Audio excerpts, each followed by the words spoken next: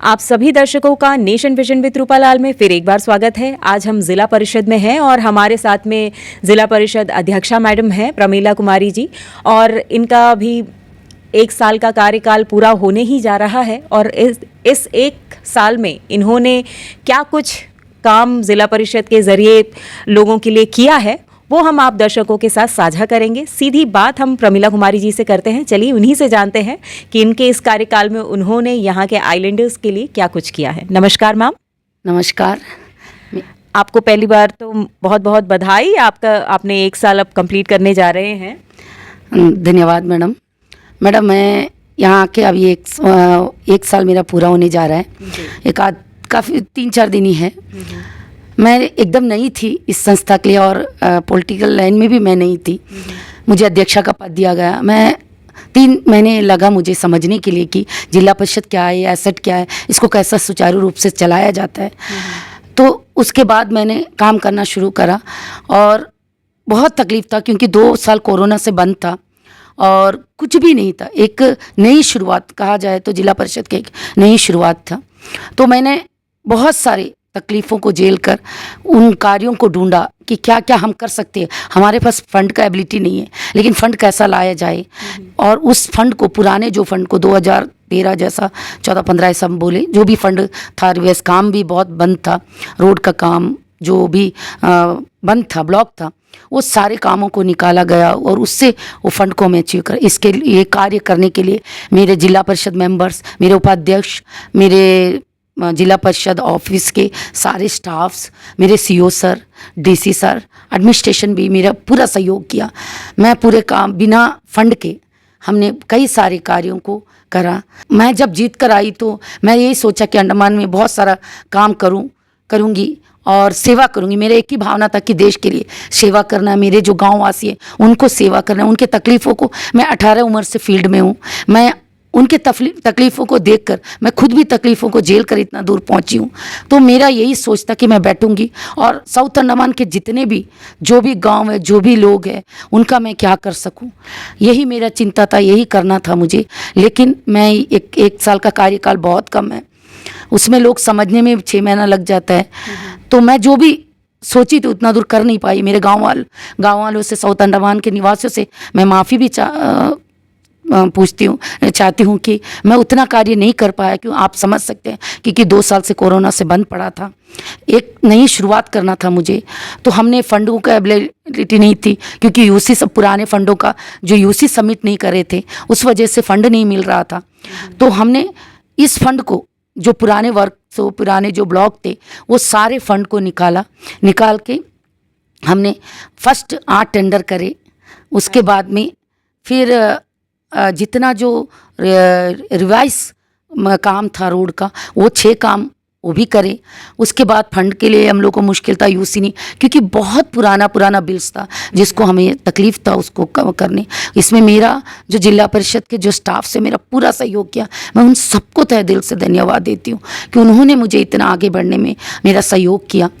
और उसके बाद हमें फंड नहीं था। फिर मैंने अमित शाह जी आए थे, उस टाइम कहा सर आगे का काम मुझे करना है, मेरे पास समय बहुत कम है, प्लीज़ मुझे फ़ंड का अरेंजमेंट करिए। तो उन्होंने कहा मैडम यूसी सबमिट करना। तो मैं भी उनसे बोली कि पुराना यूसी को सबमिट करने में लिए समय लगता है सर, आप फंड का अरेंजमेंट कीजिए। और इस बात को CS सर तक गए तो CS सर ने इमीडिएटली दूसरे ही दिन उन्होंने मीटिंग बुलाया, सेक्रेटरी ऑफ फाइनेंस से बात करे, हमें फंड दिलाने के दिलासा दिया और उन्होंने जो बोला उसी तरह हमें फंड दिलाया। आज मैं इतना खुश हूँ कि एडमिनिस्ट्रेशन हमारे साथ खड़े हैं, PRA को लेके चल रहा है। ये मेरे लिए बहुत खुशी का बात है और मैं ये चाहती हूँ कि आगे भी PRA को लेके एडमिनिस्ट्रेशन चले। ये 2 टायर्स है, अगर गांव और देश का तरक्की जिस जगह भी होना है, एडमिनिस्ट्रेशन और PRA एक साथ होना, उसका आज एक मिसाल है जो मैं इतना कार्य कर पाई।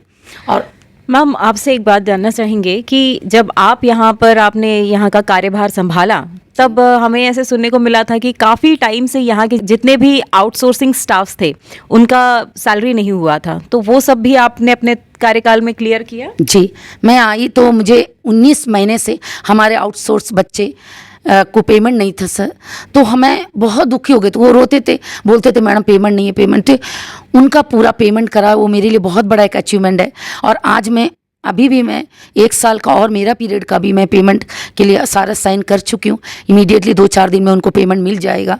और 25 नए वर्क मेमोरेंडम दिए हैं, 6 रिवाइस रोड के काम शुरू करें और 8 टेंडर मैं दे चुकी हूँ।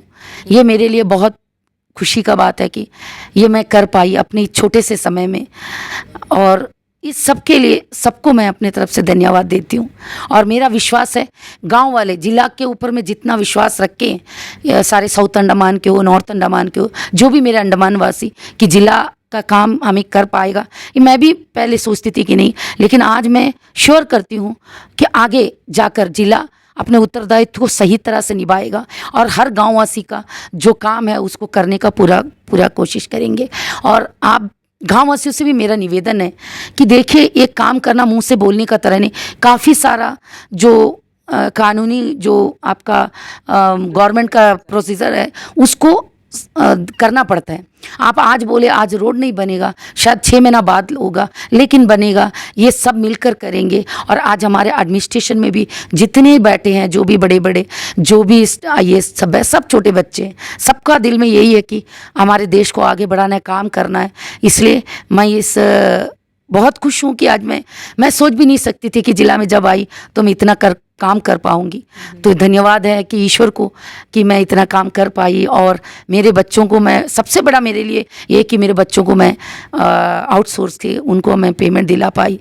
और उनके लिए आगे हर मंथ पेमेंट देने के लिए एक छोटा सा मीटिंग करके भी हम लोग करे हैं।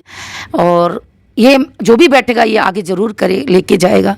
और मैं चाहती हूँ कि लोग समझे कि गवर्नमेंट का काम थोड़ा सा डिले होता लेकिन होगा ज़रूर। और आश्वासन देती हूँ। और मेरे पूरे साउथ अंडमान वासियों को मैं प्रॉमिस करती हूँ कि कभी भी उनका कोई भी काम, भले मैं अध्यक्ष ना रहूँ, मुझे बुलाइए, मैं आपके साथ खड़ा रहूँगी। धन्यवाद, नमस्ते, जय हिंद। जैसे कि आप सभी दर्शकों ने प्रमीला कुमारी जी को सुना, उनके कार्यकाल में उन्होंने जो भी कुछ किया, स्पेशली आउटसोर्सिंग जो भी कैंडिडेट्स थे उनका जो सैलरी का मुद्दा था वो तो कई पेपर्स में हाईलाइट हुआ था। हमने भी इस इशू को रेज़ किया था और फाइनली जाकर के जब प्रमीला कुमारी जी यहाँ पर आए, उनके ज़रिए ये नेक काम उनके थ्रू हुआ। तो चलिए, उम्मीद करते हैं आप दर्शकों को जानकारी मिली होगी कि इन्होंने अपने कार्यकाल में क्या कुछ किया है। और उन्होंने जिस तरह से आप दर्शकों को बताया कि वो अब भले ही वो अध्यक्षा ना रहे, आप लोगों के साथ रहेंगे, खड़ी रहेंगे। तो उम्मीद करते हैं आगे भी इसी तरह ज़िला परिषद में जो भी अपना चार्ज ले वो इसी तरह अच्छा काम करे। आज के लिए इतना ही, धन्यवाद।